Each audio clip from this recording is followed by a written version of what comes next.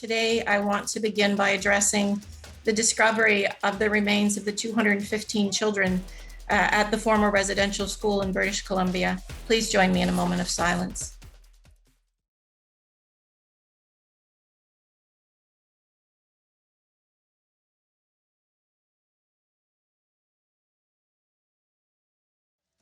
Reminder, last week we talked about the rescinding of the order to ramp down surgical care and an ability to open up to surgical care that did not require inpatient resources. So that's the work that we've been doing for the last couple of weeks. It is very slow. I know people are really anxious to get going. People are anxious to get back to their home units. But again, we need to ensure that we have the critical care capacity before we can move forward with those plans. I will also add that it's a difficult time because not all hospitals are at the same place with respect to their ramp up, and much of that has to do with the type of activity that they provide across the community, hospitals, secondary care, tertiary care, etc.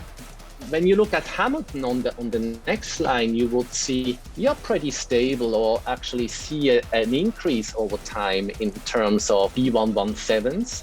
Which at this point is a good sign, because it means that we have less delta in the system.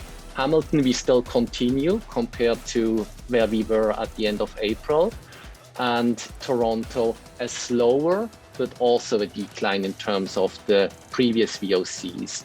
So clearly showing that Delta starts to take over in the province. And it's estimated at this point that roughly 1/4 of all our positives across the province are Delta VOCs at this point.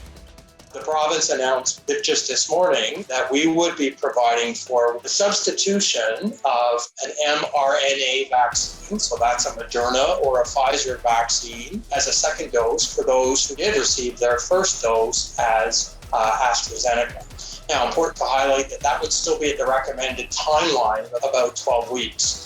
So there are a variety of sources of support for our youth during the pandemic. The picture here shows the other side of COVID mental health document that was on the HHS Share Drive recently and is available to everyone, and lists a variety of resources as well. Thanks for participating. Thanks for getting vaccinated. And we'll see everybody next week. Have a good day.